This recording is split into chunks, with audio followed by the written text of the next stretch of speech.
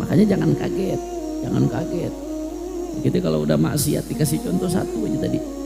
Kita ketika bisa jaga mata, maka mata kita akan merasakan nikmatnya i'tibar. Nah, tapi begitu mata kita pakai buat maksiat aja langsung tuh. Serba nggak enak buat ketaatan. Ya, kata Rasulullah SAW, an-nadhratu sahmun masmumun min sihami iblis, faman tarakaha makhafatan lillah abdalahu ibadatan yajidu halawataha fi qalbihi. Shallu ala Nabi Muhammad. Kata Nabi SAW, itu yang namanya ngelihat yang haram. Ketika mata kita pakai buat ngelihat yang haram, itu adalah sahmun masmumun min sihami iblis, adalah panah beracun yang ditembakkan oleh iblis. Saya sering ngutip nih hadisnya di sini. Jadi kita ketika asyik ngelihat yang haram di media sosial, di YouTube-nya, di Instagram-nya, atau di website-nya. Orang sekarang gampang banget orang mau ngelihat yang haram. Oh, gampang banget. Asyik ngelihat yang haram tuh, apalagi live secara langsung. Asyik ngelihat yang haram itu ibarat menyodorkan diri kepada panah beracun yang ditembakkan oleh iblis. Assalamualaikum warahmatullahi wabarakatuh. Alhamdulillahirabbil alamin wa bihi nasta'inu ala umurid dunya waddin. اللهم فصل وسلم وبارك وكرم ومجد وعظم على سيدنا وحبيبنا وشفيعنا ونور قلوبنا محمد الفاتح لما أغلق والخاتم لما سبق ناصر الحق بالحق والهادي إلى الصراط المستقيم وعلى آله وصحبه حق قدره ومقداره العظيم يا فتاح يا عليم إلى حضرة النبي محمد صلى الله عليه وسلم ثم إلى روح صاحب الكتاب الإمام ابن عطاء الله السكندري وشيخه الإمام أبو عباس المرسي وشيخه الإمام أبي حسن الشاذلي خصوصا إلى روح سيدنا الفقيه مقدم محمد سيدنا المهاجر اللهم بن سوسة العظام مقدم محمد بن علي بن وسلم لسادتنا الأبي علوي أن الله يتغشاهم بالرحمة والمغفرة ويدخلهم الجنة برحمته ويعيد علينا من بركاتهم وأسرارهم وأنوارهم وعلومهم في الدنيا والآخرة ثم إلى رسول الله الرحمن الرحيم لحضرة النبي محمد صلى الله عليه وسلم. سر الفاتحة. بسم الله الرحمن الرحيم.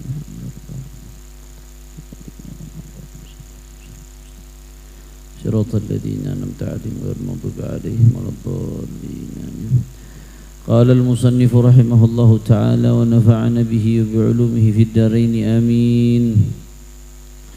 أتريد أن تجاهد نفسك وأنت تقويها بالشهوات حتى تغلبك؟ ألا فقد جهلت. فالقلب شجرة تسقى بماء الطاعة وثمرتها مواجيدها، فالعين ثمرتها الاعتبار، والأذن ثمرتها الاستماع للقرآن، واللسان ثمرته الذكر، واليدان والرجلان ثمرتهما السعي في الخيرات. فإذا جف القلب سقطت ثمراته. فإن أجدب فأكثر من الأذكار، ولا تكن كالعليل يقول لا أتداوى حتى أجد الشفاء، فيقال له لا تجد الشفاء حتى تتداوى. فالجهاد ليس معه حلاوة وما معه إلا رؤوس الأسنة، فجاهد نفسك، هذا هو الجهاد الأكبر. صلوا على نبي محمد. Yang sama-sama kita hormati dan kita muliakan Syekhuna, guru kita bersama, Fadilatul Muhtaram wal Mukarram Al-Habib Quraish Ibn Al-Habib Qasim bin Ahmad Baharun beserta keluarga besar beliau. Juga yang hadir di tengah-tengah kita ada Al-Habib Muhammad Ibn Alawi Al-Kaf, ada Kiai Haji Muhammad Yahya Kiai Oyo, juga hadir bersama saya sahabat saya ketika di Al-Ahqaf University, Al-Habib Syauqi bin Taufik Al-Muhdar dari Lampung. Bedanya beliau lebih lama dari saya di Ahqaf. Saya begitu S1 nikah pulang lanjut S2-nya di Indonesia. Beliau sampai S2 selesai di Ahqaf, sampai hampir 10 tahun diterima, Masya Allah.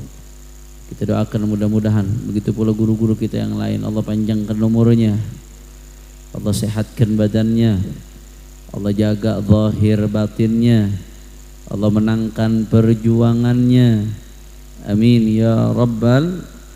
Dan salam penghormatan yang paling istimewa saya hadiahkan kepada hadirin hadirat, muslimin muslimat, mukminin mukminat yang hadir pada kesempatan kali ini, jamaah Jalsatul Itsnain Majelis Rasulullah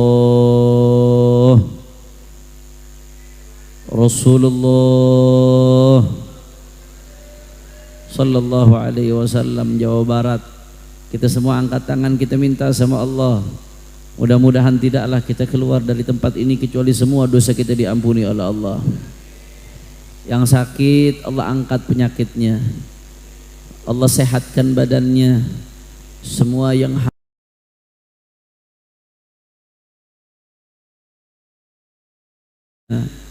amin ya rabbal alamin. Ahiba'il kiram, melanjutkan kajian kitab Tajul Arus Al-Hawi li Tahdhibin Nufus karya Imam Ibnu Athaillah As-Sakandari alaihi rahmatullah.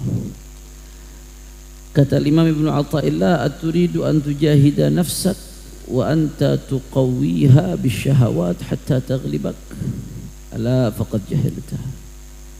Kita sudah sama-sama tahu, untuk sampai kepada ridha Allah maka butuh yang namanya mujahadah, perjuangan melawan hawa nafsu, perjuangan untuk keluar dari zona nyaman. Tapi omong kosong ketika aturidu walladzina jahadu fina lanahdiyannahum subulana. Kata Allah dalam Al-Quran, orang yang bermujahadah di jalan kami maka kami akan tunjukkan jalan-jalan kami, kata Allah Subhanahu wa taala. Nah, tapi di sini omong kosong ketika kamu bicara mujahadah, pengen mujahadah, tapi wa anta tuqawwiha bisyahawat hatta taghlibak. Kamu pengen mujahadah ngelawan hawa nafsu, tapi hawa nafsunya kamu kuatkan. Kamu kuatkan syahwatnya, kamu kuatkan. Segala yang syahwat kamu minta kamu kasih. Syahwat makan nggak pengen berhenti-berhenti, apa aja dimakan. Syahwat mata pengen ngelihat segala macam, dikasih. Syahwat kemaluan dikasih, diturutin, dikuatkan. Jadi kita ini kadang-kadang, kata Ibnu Athaillah, faqad jahilta, bodoh kamu ini, bodoh. Kamu pengen perang lawan hawa nafsu, tapi hawa nafsunya kamu kuatkan. Kamu kuatkan dengan kamu turuti syahwatnya, syahwat mata dituruti, syahwat perut selalu dituruti, syahwat kemaluan selalu dituruti, syahwat pikiran selalu dituruti, segala macam syahwat dituruti. Berarti sama saja kamu berhadapan dengan musuh, tapi musuhnya kamu kasih bekal, kamu kasih senjata. Kita mau berhadapan sama musuh, tapi musuhnya kita kasih bekal, kita kasih senjata, kita kasih dia segala yang bisa menguatkan dia. Kata Ibnu Athaillah, faqad jahilta. Kalau begini caranya kamu bodoh. Masa musuh dikuatkan? La ilaha illallah. Kalau mau ngelawan musuh, bikin lemah musuh itu, bukan dikuatkan. Dengan apa kamu membuat lemah musuh? Di satu sisi kita serang musuh kita itu, ya, diantaranya melemahkan syahwat, diantaranya dengan puasa, dengan berbagai hal yang bisa membuat lemah daripada hawa nafsu kita. Di sisi lain dengan memperkuat diri kita sendiri. Nah, Ibnu Athaillah di sini melanjutkan, fal qalbu syajaratun tusqa bima'it tha'ah. Ketika kita perang melawan syahwat, yang paling penting untuk kita kuatkan hati. Maka beliau memberikan analogi contoh, fal qalbu syajaratun, hati ini ibarat pohon, tusqa bima'it tha'ah, pohon yang disirami dengan air ketaatan. Kalau mau pohon itu tumbuh besar, kuat, berbuah, harus disirami. Begitu juga hati. Hati ini ibarat pohon. Kalau mau hati kita kuat, hati kita bisa tahan banting melawan hawa nafsu, hatinya mesti disirami dengan apa? Dengan ketaatan kepada Allah Subhanahu wa ta'ala. Kira-kira jelas atau tidak? Nah, ya, makin kita taat, makin bersih hati kita, makin kuat melawan hawa nafsu. Nah, kalau sudah hati kita sirami dengan ketaatan kepada Allah, dengan menjalankan ketaatan, kata Ibnu Athaillah, wa thamaratuha mawajiduha, maka nanti pohon itu akan tumbuh. Maka kalau pohon itu menghasilkan buah, buahnya hati yang selalu disirami dengan ketaatan apa? Mawajiduha, ay ma yajiduhu salik min thamarati ta'at, yang dirasakan oleh seorang hamba yang meniti jalan menuju Allah daripada kelezatan. Nikmat salat, ngerasain nikmat zikir, nikmat merasakan nikmatnya iman, merasakan nikmatnya taat, nikmat baca Quran, nikmat ketika mahallul qiyam, nikmat ketika sholawat. Kenapa? Karena hatinya udah disirami dengan pohon, dengan air ketaatan, sehingga hati itu berbuah. Buahnya apa? Kenikmatan yang kita rasakan ketika ibadah, yang nggak dirasakan kecuali oleh orang-orang yang menyirami hatinya dengan air keimanan. Mudah-mudahan Allah kasih kita kenikmatan tersebut insya Allah. Nah, nanti buah itu tuh macam-macam. Ketika kita udah biasa melakukan ketaatan istiqamah, yang wajib nggak kita tinggalin, yang sunnah nggak kita tinggalin, buahnya tuh macam-macam. Tadi kalau di hati buahnya kita ngerasakan kenikmatan, lezah, kenikmatan yang luar biasa, yang nggak bisa dibandingkan apalagi coba dengan maksiat. Di mata kita fal'ain thamaratuhal i'tibar. Kalau badan kita udah biasa kita bawa ketaatan, maka mata kita akan menghasilkan buah. Buahnya pada i'tibar, selalu ngambil pelajaran dari segala sesuatu. Setiap melihat sesuatu ingat Allah Subhanahu wa taala. Kuping pun demikian, wal udhunu thamaratuhal istima' lil Quran. Kalau hati udah terbiasa disirami dengan air ketaatan, kata Ibnu Athaillah, maka kuping itu nanti akan berbuah. Buahnya apa? Seneng dengar Al-Quran.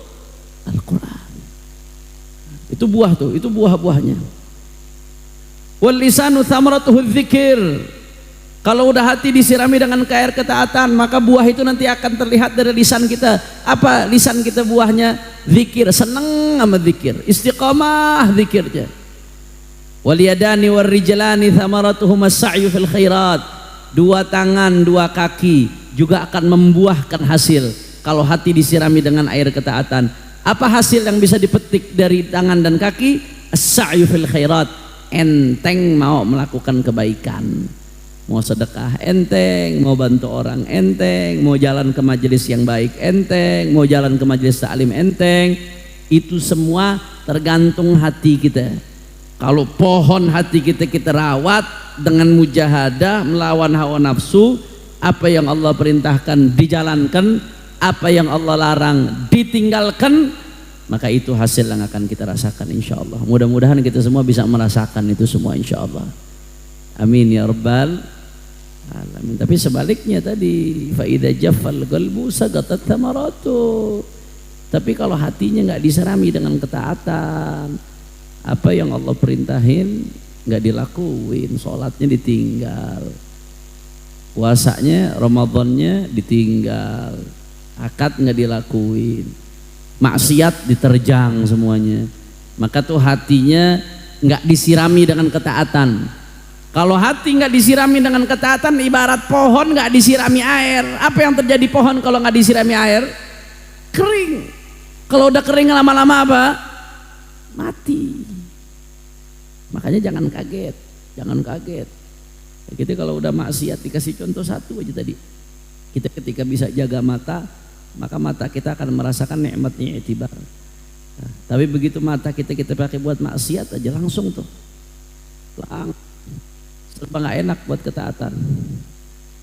Ya, kata Rasulullah SAW, an-nadhratu sahmun masmumun min sihami iblis, faman tarakaha makhafatan lillah abdalahu ibadatan yajidu halawataha fi qalbihi. Shallu ala Nabi Muhammad.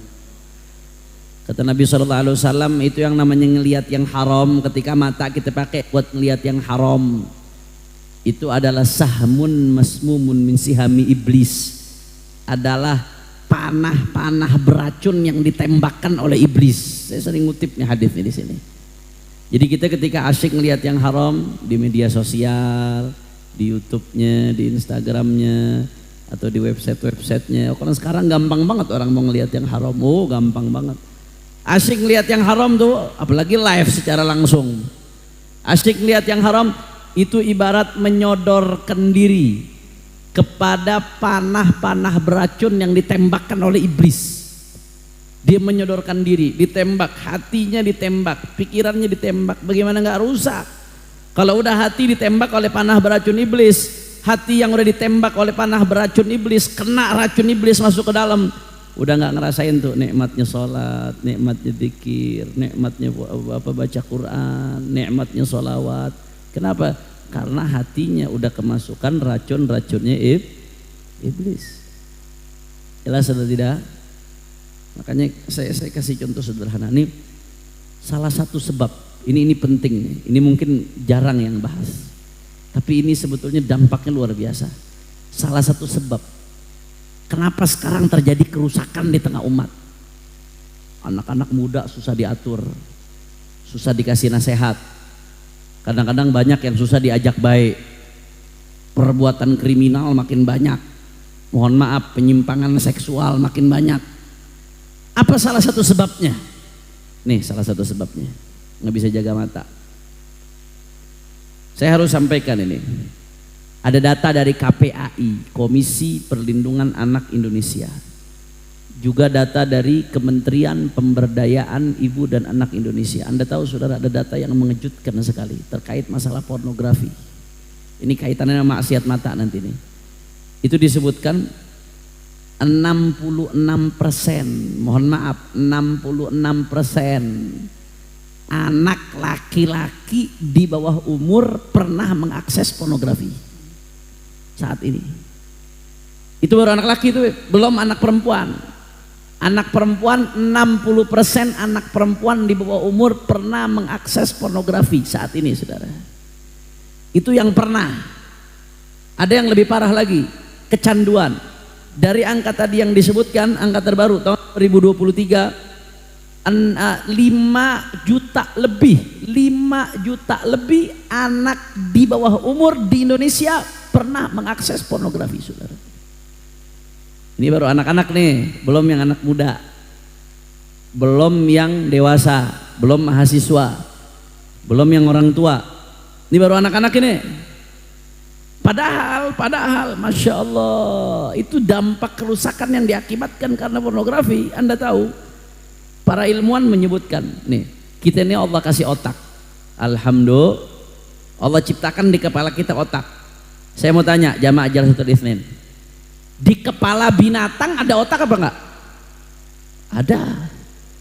Makanya kalau Idul Adha dapat kambing, kepalanya digulai, dibelek kepalanya, ada otaknya apa kagak? Ada. Manusia punya otak, binatang juga punya otak. Apa yang membedakan otak manusia sama otak binatang? Secara batin akal yang membedakan, tapi secara anatomi tubuh apa yang membedakan otak manusia sama otak binatang? Saya mau tanya. Kata para ilmuwan, ada satu bagian di otak manusia di bagian depan sini nih, kalau kita megang jidat nih, nepok jidat di bagian sini, namanya PFC. Apa namanya? PFC. Itu singkatan dari prefrontal cortex. PFC. Nah, PFC ini dia adalah fungsinya sebagai leader di otak manusia. Dia yang membedakan otak manusia dengan otak binatang. PFC ini yang memberikan komando kepada bagian-bagian otak lain sehingga dia jadi bagian terpenting di otak manusia. Dia yang fungsinya supaya manusia bisa bedakan mana baik mana buruk, mana salah mana benar, supaya manusia bisa beretika dengan baik. PFC ini yang fungsinya supaya manusia bisa bijak dalam mengambil keputusan. Itu bagian di otak manusia disebut dengan PFC. Penting banget, urgen banget, vital banget dia fungsinya. Tapi sayangnya para ilmuwan menyebutkan PFC ini bagian dari otak manusia yang paling gampang rusak, saudara. Bagaimana dia rusak, Habib? PFC itu akan rusak kalau otak memproduksi dopamin dalam jumlah yang besar. Jadi kalau otak memproduksi dopamin dalam jumlah besar, PFC-nya itu kerendam, rusak dia. Bagaimana otak memproduksi dopamin dalam jumlah besar? Di antaranya kalau orang kecanduan narkoba, narkotika, minum-minuman keras, obat-obatan terlarang. Orang kalau udah kecanduan narkoba, itu otaknya akan memproduksi dopamin dalam jumlah besar. Akibatnya apa yang terjadi, ikhwan? Akibatnya PFC-nya rusak. Makanya saya mau tanya, orang kalau udah kecanduan narkoba, dinasehatin susah atau tidak? Susah. Diajak baik susah nggak? Susah. Kenapa? Otaknya rusak, PFC-nya rusak. Tapi narkobanya masih mending. Dia rusaknya di 3 titik. Ya walaupun ini nggak bagus, hancur udah. Tapi rusaknya masih 3 titik. Para ilmuwan mengatakan ada yang kerusakannya lebih parah dari narkoba di otak. Kerusakannya sampai 5 titik. Kalau narkoba 3 titik di otak, ini sampai 5 titik kerusakannya. Apa tuh Beb yang mengucapkan kerusakan sampai 5 titik? Para ilmuwan menyebutkan namanya narkolema. Namanya apa? Narkolema. Orang Kuningan pernah dengar narkolema? Belum pernah dengar? Narkoba lewat mata. Nah, apa itu narkoba lewat mata, Beb? Pornografi. Itu orang kalau udah kecanduan pornografi, asyik dengan pornografi, matanya dipakai buat lihat yang haram, itu saudara, otaknya akan memproduksi dopamin dalam jumlah besar. Begitu otaknya memproduksi dopamin dalam jumlah besar, PFC-nya kerendam, rusak. Sampai-sampai ada penelitian, dicek tuh otaknya orang yang kecanduan pornografi, pecandu pornografi, dicek otaknya dengan MRI, kerusakan yang terjadi akibat kecanduan pornografi sama seperti kerusakan yang diakibatkan karena tabrakan benturan di kepala, saudara. Alhamdulillah min dzalik. Jadi kalau orang naik motor nih tabrakan, alhamdulillah, tabrakan benturan di kepala, otaknya rusak. Kerusakan yang terjadi akibat benturan tabrakan itu sama seperti kerusakan yang terjadi akibat kecanduan pornografi. Makanya orang kalau udah kecanduan pornografi otaknya rusak. Kalau otaknya rusak akibatnya apa yang terjadi? Nggak bisa bedain mana baik mana buruk. Udah sulit bedain mana benar mana salah. Udah sulit bedain, saudara. Bagaimana dia bisa empati, berempati dengan orang yang kesusahan? Bagaimana bisa beretika yang baik? Bagaimana dia bisa bijak dalam mengambil keputusan? Makanya begitu otaknya rusak, mohon maaf, apa yang terjadi? Makin banyak pemerkosaan. Kemarin baru lagi rame di media sosial tuh.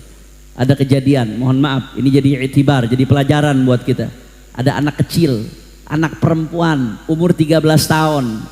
Perempuan umur 13 tahun diperkosa. Yang merkosa anak laki-laki 4 orang. Yang merkosa paling besar umurnya 16 tahun, paling kecil umurnya 10 tahun, saudara. Jadi anak laki perempuan 13 tahun, yang merkosa semuanya di bawah umur. Di Indonesia tuh kalau di bawah 18 dianggapnya di bawah umur. Jadi yang merkosa 4 orang, yang paling besar 16 tahun, paling kecil umur 10 tahun. Apa yang terjadi? Ini anak perempuan diperkosa, setelah diperkosa dibunuh. Selesai dibunuh, anak laki-laki yang 4 orang ini dengan PD-nya sambil ketawa cerita ke teman-temannya, saya habis bunuh, habis merkosa. Makanya ada videonya ketika mayat perempuan ini ditemukan, salah satu pelakunya anak kecil ada di situ lagi ketawa. Mayatnya ditemukan nih, pelakunya lagi ketawa nih, kayak nggak ada dosa, nggak ada apa-apa. Ditangkap itu anak-anak, diperiksa, diinterogasi, ternyata 4-empatnya pecandu pornografi, saudara. Sampai udah nggak bisa bedain mana benar, mana baik, mana buruk, udah nggak bisa bedain udah. Kenapa? Otaknya rusak. Arahnya nanti ke pelecehan seksual, arahnya ke penyimpangan seksual. Mohon maaf, kenapa angka LGBT meningkat terus?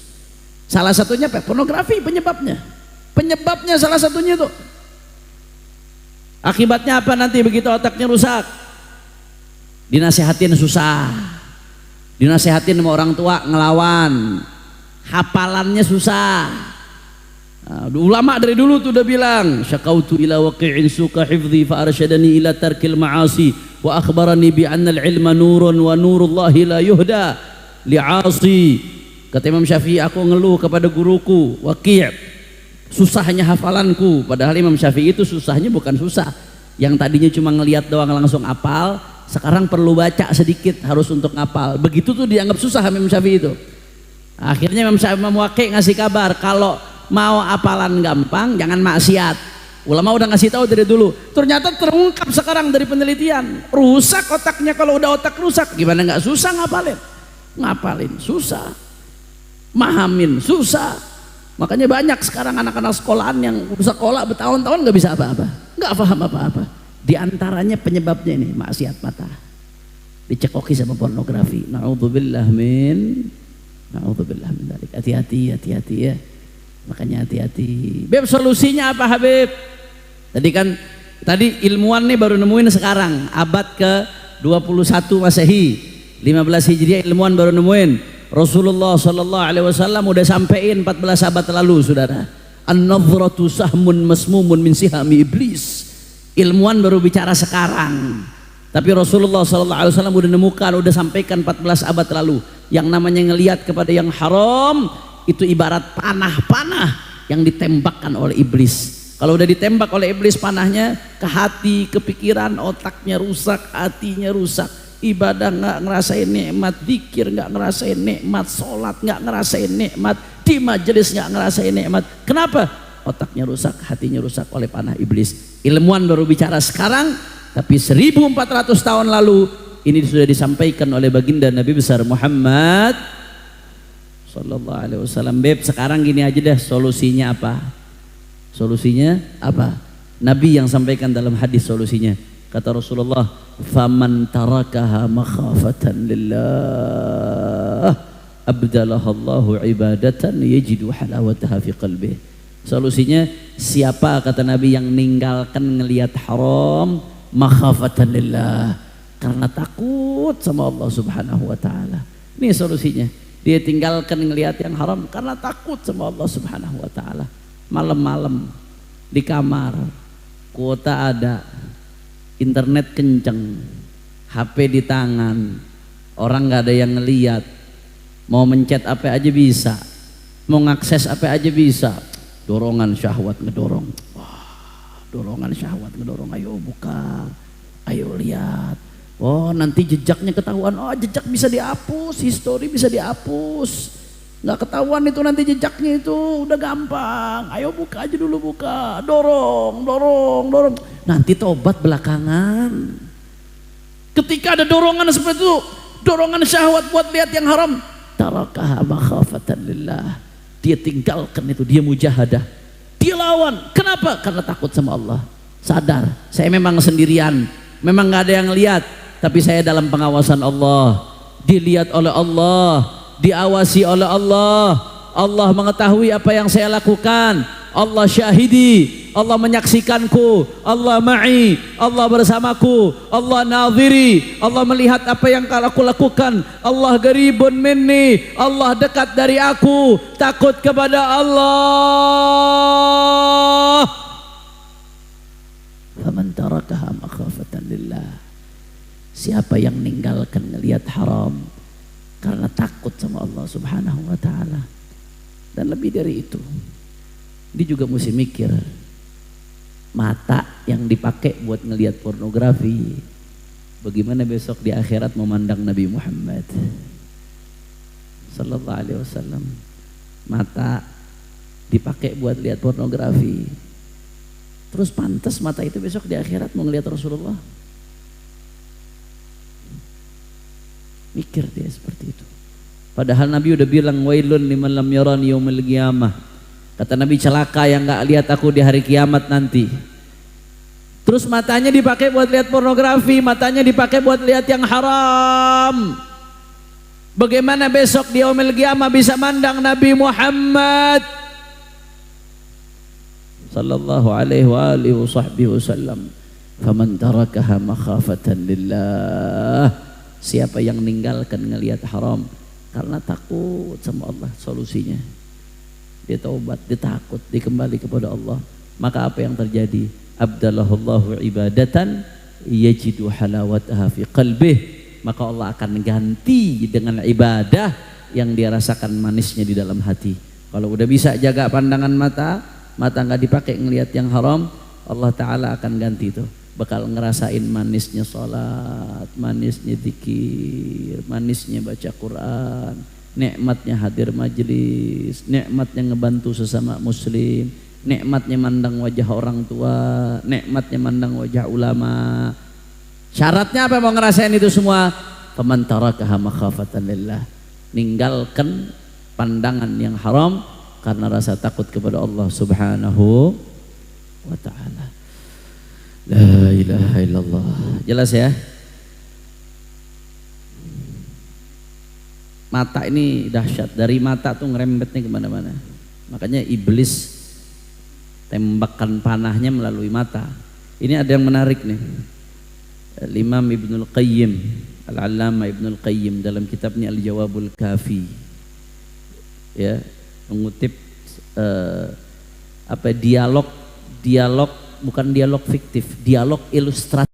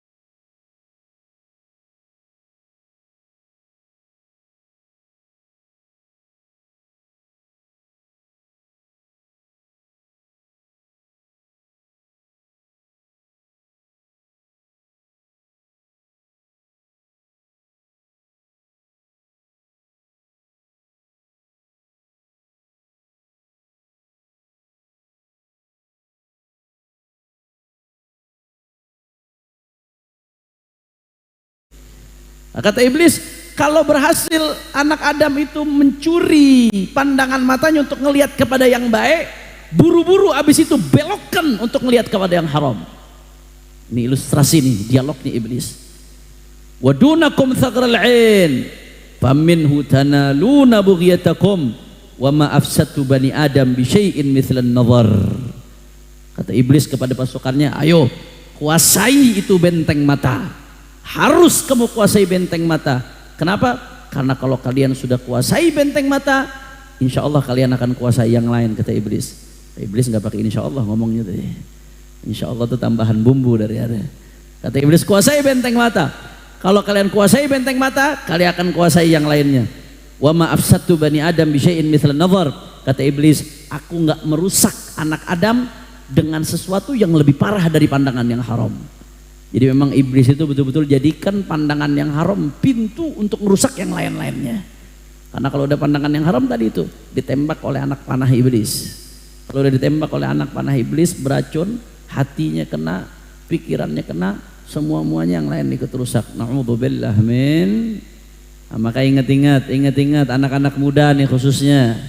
Anak-anak muda, pemuda-pemuda kebanggaan Rasulullah Sallallahu alaihi wasallam, jaga pandangan matamu supaya besok di akhirat layak untuk mandang Nabi Muhammad Sallallahu alaihi wasallam.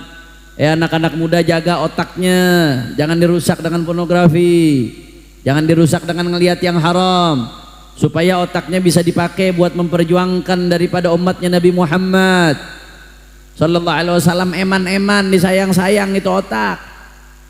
Anda jangan kira itu industri pornografi yang memakan biaya miliaran dolar itu kebetulan.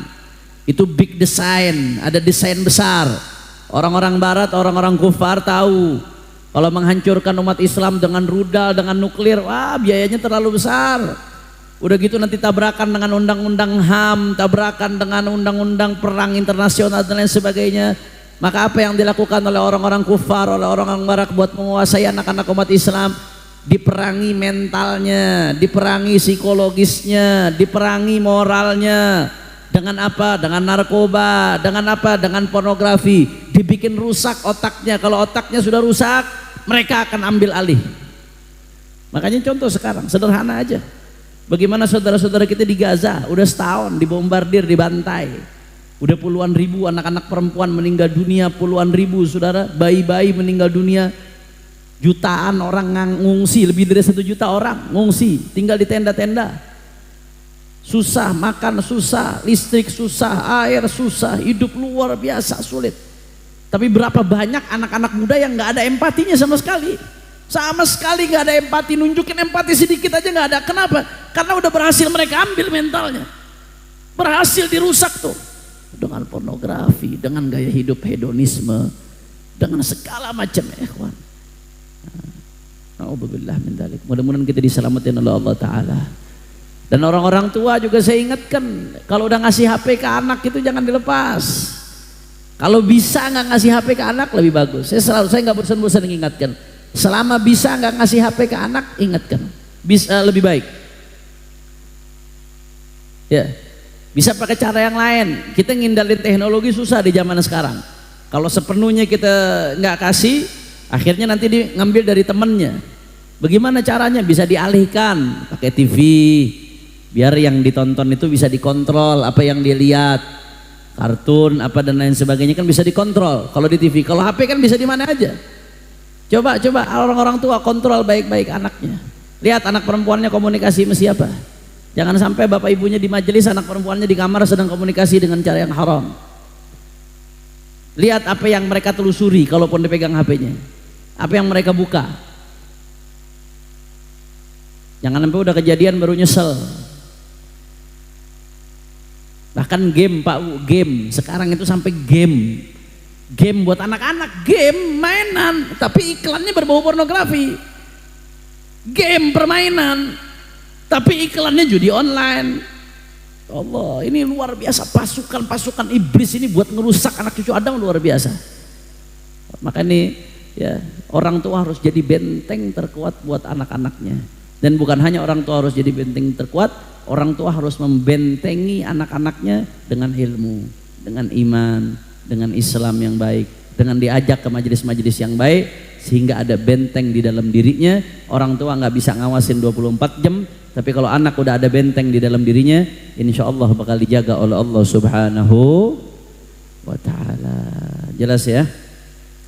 Fa'akthir minal, kata Ibnu Athaillah, fa'in ajdab.